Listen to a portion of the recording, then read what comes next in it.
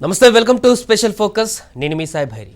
నీటి ప్రాజెక్టులను కేసీఆర్ ప్రభుత్వం నీరుగార్చిందని బీజేపీ మండిపడింది. కోట్ల రూపాయల విలువైన దేవాదాయ భూముల కబ్జాకోరల్లో ఉన్నాయన్న కాగ్ రిపోర్టుపై తక్షణం సర్కార్ చర్యలు తీసుకోవాలని బీజేపీ డిమాండ్ చేస్తుంది. రాష్ట్రాన్ని కేసీఆర్ ప్రభుత్వం అప్పుల కుప్పగా చేస్తుందని కాగ్ ఇదే విషయాన్ని నిగ్గు తేల్చిందని కాంగ్రెస్ పార్టీ పేర్కొంది. కాగ్ నివేదికతో తమ అనుమానాలన్నీ నిజమయ్యాయని, ఇప్పటివరకు తాము చేసిన ఆరోపణలకు నిలువెత్తు సాక్ష్యం కాగ్ రిపోర్టులోని అంశాలేనంటూ ప్రతిపక్ష పార్టీలు అంటున్నాయి. సర్కారు ఆదాయం ప్రభుత్వం చేసిన అప్పులకు వడ్డీలు చెల్లించేందుకు మాత్రమే అన్నట్లు కాగ్ విశ్లేషించిందని కాంగ్రెస్ లెజిస్లేచర్ పార్టీ నేత బట్టి విక్రమార్క అన్నారు. కాగ్ నివేదిక ప్రభుత్వ బండారాన్ని బయటపెట్టిందని బీజేపీ దుయ్యబట్టింది.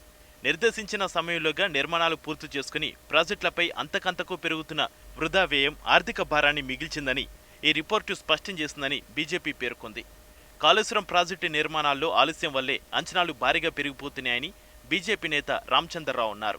నియామకాలు లేవు, విద్య మీద కేసీఆర్ సర్కారు నిర్లక్ష్యం చూపుతుందని విపక్షం ఆరోపిస్తుండగా ఈరోజు కాగ్ కూడా అదే నిగ్గు తేల్చిందని పేర్కొంది. ముందుగా ఈ సమావేశంలో క్యాగ్ ఇచ్చినటువంటి నివేదిక 2018-19 వరకు దాంట్లో ఎక్స్పెండిచర్స్ పెట్టారు. ఈ రాష్ట్ర ప్రభుత్వము దాంట్లో చూసినటువంటి ఒక విషయాలు చూస్తే చాలా పెద్దగా చెప్పుకునేటటువంటి ఒక ఇరిగేషన్ ప్రాజెక్ట్స్, ఒక కాళేశ్వరానికి ఇచ్చినటువంటి ఒక ప్రాధాన్యత. ఈ రాష్ట్రంలో దాదాపు 26 ప్రాజెక్టులు 26 ప్రాజెక్టులకు దాదాపు చిన్నవి పెద్దవి అన్నీ కలిపి 1,00,000 కోట్లు ఇప్పుడు ఖర్చు పెట్టినారు. 1,68 కోట్లు దానికి ఎక్కువ వ్యయము అయ్యేటటువంటి అవకాశాలు ఉన్నాయి. ఎందుకంటే అవి సమయానికి పూర్తి కాలేదు కాబట్టి. సమయానికి పూర్తి కాకపోవడంతో, సమయానికి దాన్ని ఆ ఒక ప్రాజెక్టుల పైన శ్రద్ధ పెట్టకపోవడంతో రాష్ట్రానికి కానీ మన ప్రజలకు కానీ రాష్ట్రానికి, రాష్ట్ర ఒక ఖజానాకు 1,68,000 కోట్ల రూపాయలు ఈరోజు నష్టం జరిగింది. ఎందుకు ఈ 26 ప్రాజెక్టులు కేవలం 6 ప్రాజెక్టులు మాత్రమే పూర్తి చేసి ఇంకా 20 ప్రాజెక్టులు పెండింగ్ ఎందుకు ఉన్నాయి? అవి చిన్నవి కావచ్చు, పెద్దవి కావచ్చు, ఇరిగేషన్ ప్రాజెక్ట్స్. నేను కాళేశ్వరం ప్రాజెక్టు గురించి చెప్పట్లేదు. కాళేశ్వరం ప్రాజెక్టు వ్యయము అది ఎస్కలేషన్స్ సమయానికన్నా ముందు పూర్తి చేసి, కరోనా సమయంలో కూడా దానికి అదనంగా మరి టెండర్లు పిలిపించి అది చేసినట్టు వ్యవహారాలు వేరే. క్యాగ్ ఇచ్చిన రిపోర్ట్లో 26 ఒక ప్రాజెక్టులలో 20 ప్రాజెక్టులు పూర్తి కాక దాన్ని డిలే చేసినటువంటి సందర్భంగా మనం చూడాల్సిన అవసరం ఉన్నది. అంతేకాకుండా ఈరోజు ప్రాధాన్యత ఇవ్వాల్సిన, తెలంగాణ వచ్చిన తర్వాత నియామకాలకు మనం చాలా ప్రాధాన్యత ఇవ్వాలి. నీరు విషయం మనం చూసిన ప్రాజెక్టులు ఏ విధంగా నీరు గార్చారు. నియామకాల విషయాల్లో కూడా నియామకాలు ఎప్పుడు ఇక్కడ కానీ బయట కానీ దొరికే అవకాశం ఉంటే మన దగ్గర విద్యా వ్యవస్థ బాగున్నప్పుడు. ఈరోజు విద్యా వ్యవస్థ మీద ఆల్ ఇండియా యావరేజు 15.98 ఉంటే మన స్టేట్ యావరేజ్ మాత్రం 6% మాత్రమే. వేలాది కోట్ల ప్రభుత్వ భూములు కబ్జా అయ్యాయని, దేవాదాయ భూములు అన్యక్రాంతం అయ్యాయన్న కాగ్ రిపోర్టుపై ప్రభుత్వం తక్షణం చర్యలు చేపట్టాలని బీజేపీ డిమాండ్ చేస్తుంది. ప్రభుత్వ పెద్దలే భూబకాసురులుగా మారారని, సీసీఎల్ఏలో రికార్డ్స్ మాయం చేశారని బీజేపీ బగ్గుమంది. రాష్ట్రంలో ఆర్థిక గందరగోళం ఉందని, సబ్ప్లాన్ నిధులు 62% ఖర్చు కావడం లేదని కమలనాథులు ఫైర్ అయ్యారు. కాగ్ సమర్పించిన రిపోర్టుపై సర్కారును విపక్షాలు ఎక్కడ నిలదీస్తారో అన్న భయంలో సర్కారు ఉందన్న రామచంద్రరావు తమ తప్పులు బయటపడతాయని వణికిపోతుందని ఆరోపించారు. తెలంగాణలో పేదలకు పంపిణీ చేసిన భూమిని భూబకాసురులు మింగేశారు. వీటి పరిరక్షణలో భూ పరిపాలన ప్రధాన కమిషనర్ విఫలమయ్యారని కాగ్ తేల్చి చెప్పింది. కొన్ని రిజిస్టర్లు కూడా అందుబాటులో లేవని తెలిపింది. 1,000 ఎకరాల దేవాదాయ భూములు కూడా కబ్జాల్లో ఉన్నాయని నివేదికలో వెల్లడించింది కాగ్. తెలంగాణలోని 8 జిల్లాల పరిధిలో 1,000 కోట్ల విలువైన ప్రభుత్వ భూమి ఆక్రమణల పాలైందని కాగ్ పేర్కొంది. రంగారెడ్డి, సంగారెడ్డి, మేడ్చల్, మల్కాజ్గిరి, నల్గొండ, సూర్యాపేట, వరంగల్ అర్బన్, మహబూబ్ నగర్, నిజామాబాద్ జిల్లాల్లోని 24 మండలాల పరిధిలో 322 గ్రామాల్లో 1,096.45 కోట్ల విలువైన 12,666.25 ఎకరాలు ఆక్రమణంలో ఉన్నాయి. సికింద్రాబాద్ లో 708 కోట్ల విలువ చేస్తే 1.67 లక్షల చదరపు గజాల భూమిని కౌలుదారులు అనుభవిస్తున్నారు. కౌలు పునరుద్ధరణ కోసం దరఖాస్తు చేసుకోకపోయినా ప్రభుత్వం ఆ భూమిని స్వాధీనం చేసుకోలేదు. ఎకరా 1,50,000 చొప్పున 20 ఎకరాల ప్రభుత్వ భూమిని 2006 సెప్టెంబర్లో సికింద్రాబాద్ లోని సెయింట్ ఆన్స్ ఉన్నత పాఠశాలకు కేటాయించారు. భూమి మూల విలువ ఎకరం 3.87 కోట్లు ఉండగా ఎకరాకు ₹1 చొప్పున 15 ఎకరాలను రాజా బహదూర్ వెంకటరామిరెడ్డి విద్యాసంస్థకు బదిలీ చేసి 58 కోట్ల లబ్ధి చేకూర్చారు. 2 కేసులలో 35 ఎకరాల భూమిని 2 ప్రైవేట్ సంస్థలకు నిర్దేశించిన రేటు కన్నా తక్కువ రేటుకు ఇవ్వడంతో 117 కోట్ల ఆదాయాన్ని ప్రభుత్వం కోల్పోయింది. రెవెన్యూ అధికారులు నిషేధిత ఆస్తుల జాబితాను నవీకరించి రిజిస్ట్రేషన్ల శాఖకు తెలపకపోవడం వల్ల పలు జిల్లాల్లో 145.20 కోట్ల విలువైన ప్రభుత్వ భూమిని ప్రైవేటు వ్యక్తులు అమ్మేశారు. తెలంగాణలోని మొత్తం ఎండోమెంట్ భూముల్లో 23% మేర భూములు ఆక్రమణలో ఉన్నట్లు తేలింది. దేవాదాయ శాఖ పరిధిలో 87,235.39 ఎకరాల భూమి ఉంటే 59,896.32 ఎకరాలకు పాస్ పుస్తకాలు తీసుకోలేదు. 9 దేవాలయాలకు చెందిన 311 కోట్ల విలువైన 6,343.12 ఎకరాలు ఆక్రమణల పాలైంది. దేవాదాయ శాఖ దస్త్రాలను పరిశీలిస్తే రాష్ట్ర వ్యాప్తంగా 20,124 ఎకరాల భూమి ఆక్రమణల్లో ఉన్నట్లు తేలింది. ఈ విధంగా వేల కోట్ల విలువైన ప్రభుత్వ భూములు అన్యాక్రాంతమయ్యాయి. అవసరం లేని వాటికి డబ్బులు వెచ్చించి ప్రజాధనాన్ని వృధా చేసినట్లు తెలంగాణ ప్రభుత్వానికి కాగ్ మొట్టికాయలు వేసింది. డేటా నిర్వహణ వంటివి సక్రమంగా సాగడం లేదని కాగ్ తేల్చేసింది. ఇప్పటి వరకు కాగ్ నివేదికపై సర్కారు స్పందించలేదు. ముఖ్యంగా నగరపాలక సంస్థల్లో అన్ని పనుల్లో జాప్యం, అవినీతి వంటివి ఆయా సంస్థలు ఆర్థికంగా నష్టాలు తెచ్చి అప్పుల పాలు చేస్తున్నాయని కాగ్ తన నివేదికలో తేల్చేసింది. 2019 మార్చితో ముగిసిన ఆర్థిక సంవత్సరానికి సంబంధించి కాగ్ విడుదల చేసిన నివేదికలో భాగంగా సామాన్య, సామాజిక, ఆర్థిక రంగాల్లో కొన్ని పరిశీలనలను వెల్లడించింది. జైళ్ల శాఖలో 30% ఖాళీలు ఉన్నాయని, ఇది జైలు పరిపాలన, నిర్వహణ విషయంలో మానవ వనరుల లేమిని సూచిస్తుందని పేర్కొంది. నైపుణ్య అభివృద్ధి కోసం ఖైదీలకు పారిశ్రామిక శిక్షణ, ఉపాధి అవకాశాలు లేవని కాగ్ వెల్లడించింది. పలు కేంద్ర పథకాల అమలులో రాష్ట్ర ప్రభుత్వం విఫలమైన తీరును కాగ్ రిపోర్టు ఎండగట్టింది. జాతీయ కుటుంబ ప్రయోజన పథకం కింద కేంద్ర ప్రభుత్వం నిర్ణయించిన రేటు మేరకు పరిహారం చెల్లించకపోవడం వల్ల 13,373 కుటుంబాలకు 14 కోట్ల మేర చెల్లింపులు తక్కువగా జరిగాయి. ఈపీసీ ఒప్పందాల నిర్వహణలో డిపార్ట్మెంటుకు సాంకేతిక సామర్థ్యం లేకపోవడం వల్ల పనులు ఆలస్యంగా ప్రారంభం కావడమే కాకుండా 77 కోట్ల మేర నివారించదగ్గ వ్యయం అయిందని తేల్చింది. మహాత్మా జ్యోతిబా పూలే వెనుకబడిన తరగతుల విదేశీ విద్యానిధి పథకం కింద అర్హత లేని వెనుకబడిన తరగతుల విద్యార్థులకు సుమారు 2 కోట్ల మేర ఉపకార వేతనాలు చెల్లించినట్టు కాగ్ నివేదిక ద్వారా వెలుగులోకి వచ్చింది.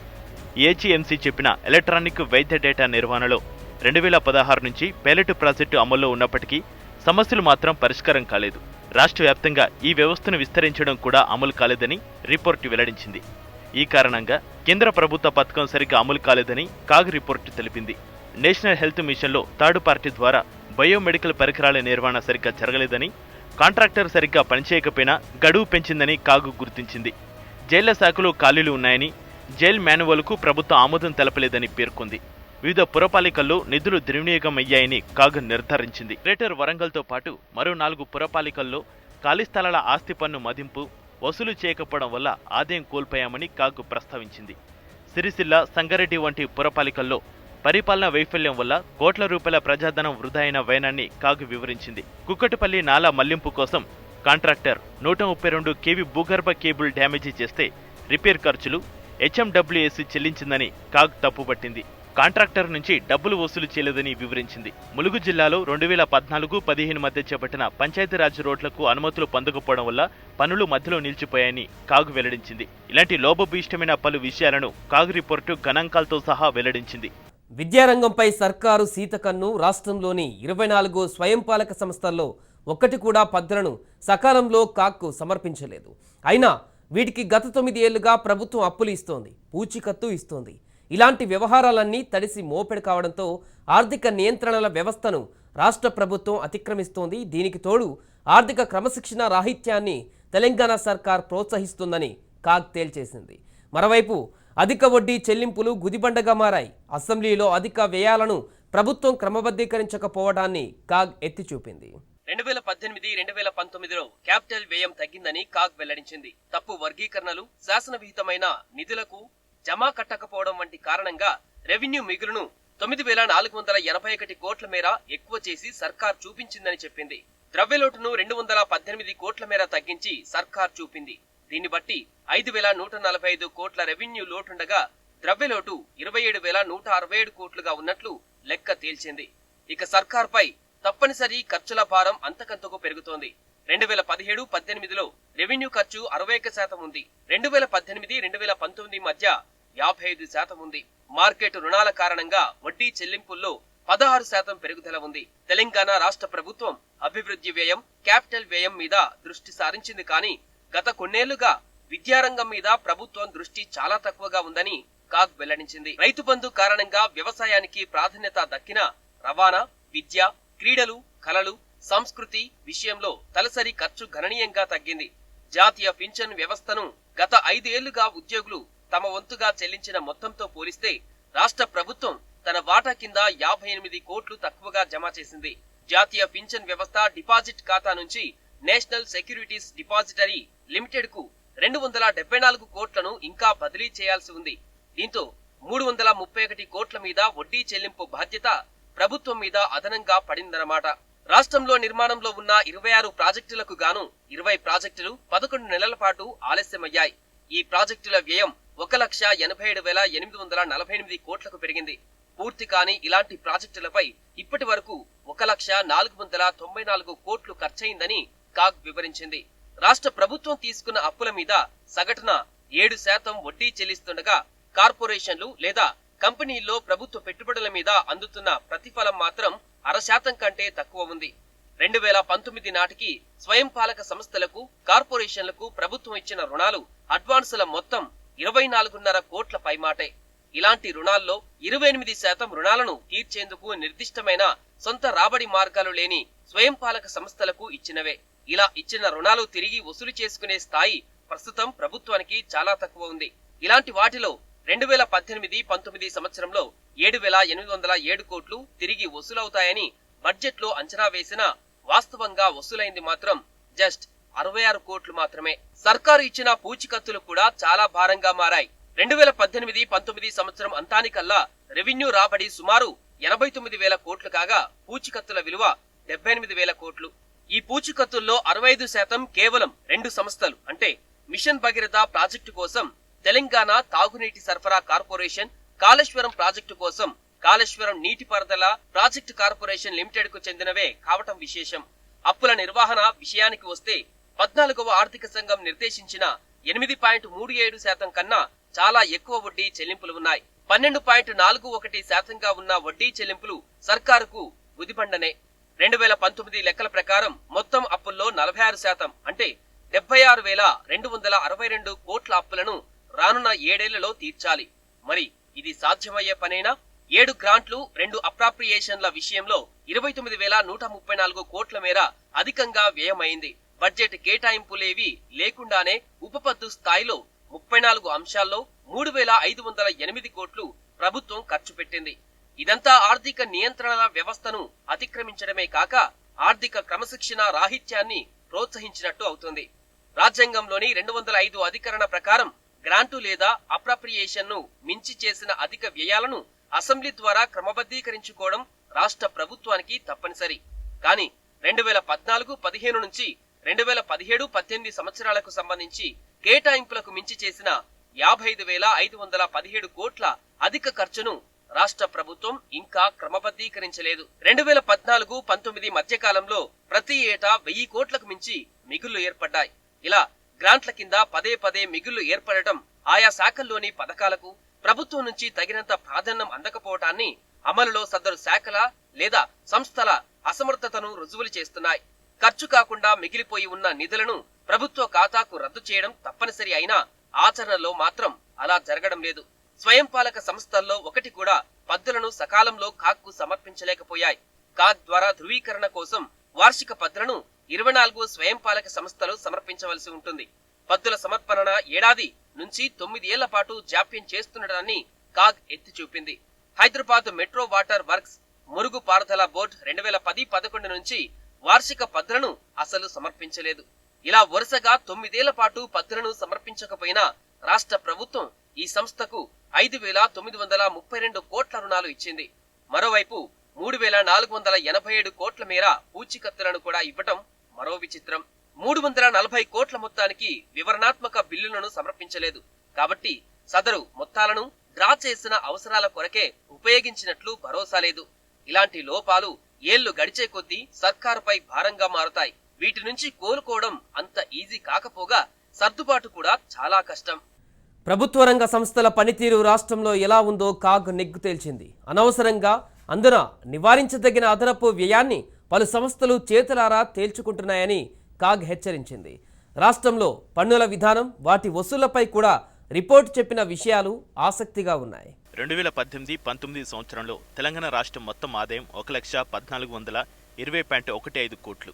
ఇందులో పన్ను ఆదాయం, పన్నేతర ఆదాయం రాష్ట్రం మొత్తం రెవెన్యూ వసూల్లో 74% ఉందని controller and auditor general of India తేల్చింది. మిగిలిన 26% భారత ప్రభుత్వ పన్నులు, సుంకాల ద్వారా పొందిన నికర ఆదాయంలో రాష్ట్ర ప్రభుత్వం వాటా 18,560 కోట్లు ఉండగా సహాయక గ్రాంట్లు 8,177 కోట్లుగా ఉంది. వస్తువుల అమ్మకం, రెస్టారెంట్, క్యాంటీన్, బేకరీల వ్యాపారం చేసే వ్యాపారులకు 14.5%కి బదులు 4 లేదా 5% చొప్పున పన్ను తక్కువగా విధించారు. దీంతో 32.78 కోట్ల మేర పన్ను తక్కువగా విధించినట్టు కాగ్ వెల్లడించింది. ఇక మొబైల్ ఫోన్ల అమ్మకంపై 14.5% బదులు 5 చొప్పున పన్ను తక్కువగా విధించారని, ఫలితంగా పన్ను రాబడి తగ్గింది. ప్రత్యక్షంగా కనిపించని అంశాలపై పన్ను వసూలు చేయలేదు. హైదరాబాద్ నగరపాలక సంస్థ పరిధిలో ఉన్న దుకాణాలు, బార్లకు తక్కువ ఆబ్కారీ సుంకాన్ని విధించారు. 2011-12 నుంచి 2018-19 వరకు సింగరేణి క్యాలరీస్ కంపెనీ లిమిటెడ్ బొగ్గు తవ్వకానికి తీసుకున్న కౌలుకు సంబంధించిన డీసీపీ అంటే డిమాండ్ వసూలు నిల్వ రిజిస్టరు చేయలేదు. మరోవైపు కౌలుదారుల నుంచి 120 కోట్ల మేర ఖనిజ రెవెన్యూ బకాయిలున్నాయి. ఖనిజ రెవెన్యూ బకాయిలకు సంబంధించిన విజిలెన్స్ అండ్ ఎన్ఫోర్స్మెంట్ కనుగొన్న 224 కోట్లు, డిపార్ట్మెంట్ అధికారులు కనుగొన్న 155 కోట్ల రెవెన్యూ రికవరీ చట్టం కింద గుర్తించిన 94 కోట్లు 2019 మార్చి నాటికి కూడా వసూలు కాలేదు. విద్యుత్ రంగ విషయానికి వస్తే 8 విద్యుత్ రంగ సంస్థలు, 74 విద్యుతేతర ప్రభుత్వ రంగ సంస్థల పనితీరుపై కాగ్ రిపోర్టు ఆసక్తి గొలుపుతోంది. తెలంగాణ రాష్ట్రంలోని పిఎస్సీలు 84,259 కోట్ల టర్నోవర్ నమోదు చేశాయి. 2014-19 మధ్య కాలంలో అంటే 5 సంవత్సరాల కాలంలో డిస్కంలు భారీ నష్టాలు చవిచూశాయి. ఇక విద్యుతేతర రంగంలోని ప్రభుత్వ రంగ సంస్థల పనితీరు విషయానికి వస్తే 2018-19లో లాభాలను ఆర్జించిన ప్రధాన పిఎస్సీలలో తెలంగాణ రాష్ట్ర అటవీ అభివృద్ధి సంస్థ 47 కోట్లు, తెలంగాణ రాష్ట్ర ఖనిజ అభివృద్ధి సంస్థ 22 కోట్లు, తెలంగాణ రాష్ట్ర గిడ్డంగుల సంస్థ 57 కోట్లు, తెలంగాణ రాష్ట్ర సాంకేతిక సేవల సంస్థ 12 కోట్లు ఉన్నాయి. అయితే ఈ సంస్థల లాభాలను తెలంగాణ రాష్ట్ర రోడ్డు రవాణా సంస్థ టీఎస్ఆర్టీసీ నమోదు చేసిన 925 కోట్ల నష్టాలతో తుడిచేసింది. 2014-19 మధ్యకాలంలో క్రియాశీలంగా ఉన్న 44 రాష్ట్ర పిఎస్సీలలో పెట్టుబడిపై వాస్తవ రాబడి రేటు ప్రతికూలంగా ఉంది. RTC, Hyderabad metro rail limited, Telangana తాగునీటి సరఫరా సంస్థ భారీ నష్టాల్లో ఉన్నాయి. నిధుల నిర్దిష్ట తక్షణ అవసరం అంచనా లేకుండా అధిక వడ్డీ భరించే పరిమితి కాల రుణం 539 కోట్లు కంపెనీ వాడుకుంది. తత్ఫలితంగా నివారించదగిన వడ్డీ వ్యయం 8.5 కోట్లు అయింది. తగిన జాగ్రత్త, సరైన సమర్థన లేకుండా కేటాయింపు నిబంధనలను టీఎస్ఐఐసిఎల్ ఉల్లంఘించిందని కాగ్ పేర్కొంది. ప్రస్తుత మార్కెట్ రేటు కంటే తక్కువ ధరకే ఒక ప్రైవేటు పార్టీకి ప్రధానమైన భూమిని విక్రయించిన టీఎస్ఐఐసిఎల్ చేష్టలతో 4.5 కోట్ల ప్రభుత్వ ఆదాయం నష్టం కలిగిందని, ఇలాంటివి ఇంకా చాలా ఉన్నాయని కాగ్ లెక్క తేల్చింది. పన్ను పరిధిలోకి వచ్చే ఆదాయాన్ని వాస్తవికంగా అంచనా వేయకపోవడం, పన్ను రిటర్నులు ఆలస్యంగా దాఖలు చేయడం వల్ల 5 పిఎస్సీలు విఫలమయ్యాయి. దీంతో 20 కోట్ల నివారించదగిన జరిమానాలు, వడ్డీ ఛార్జీ చెల్లింపుకు దారితీసింది. టీఎస్సీ ట్రాన్స్కో శ్రేష్ఠతా శ్రేణి బట్వాడ విధానానికి కట్టుబడకపోవడం వల్ల 2016-2019 మధ్యకాలంలో డిస్కంలకు 45 కోట్లు నివారించదగిన అదనపు వ్యయం జరిగిందని కాగ్ వెల్లడించింది. సిఏజీ తనిఖీలో కనుగొన్న ముఖ్యమైన విషయాలను అసెంబ్లీ దృష్టికి తీసుకెళ్లడం ఈ రిపోర్ట్ల ముఖ్య ఉద్దేశమన్న కాగ్, కార్యనిర్వాహక దిద్దుబాటు చర్యలు తీసుకునేందుకు ఇది ఉపయోగపడుతుందని పేర్కొంది. సంస్థల మెరుగిన ఆర్థిక నిర్వహణ కోసం ఆదేశాలు జారీ చేసేందుకు తగిన విధానాలు రూపొందించడం, శ్రేష్టమైన పరిపాలనకు తోడ్పడడం కోసం తనిఖీలో కనుగొన్న విషయాలు సహకరిస్తాయని సిఏజీ వెల్లడించింది. ఇది వాల్టి స్పెషల్ ఫోకస్. చూస్తూ ఉండండి రాజ్ న్యూస్.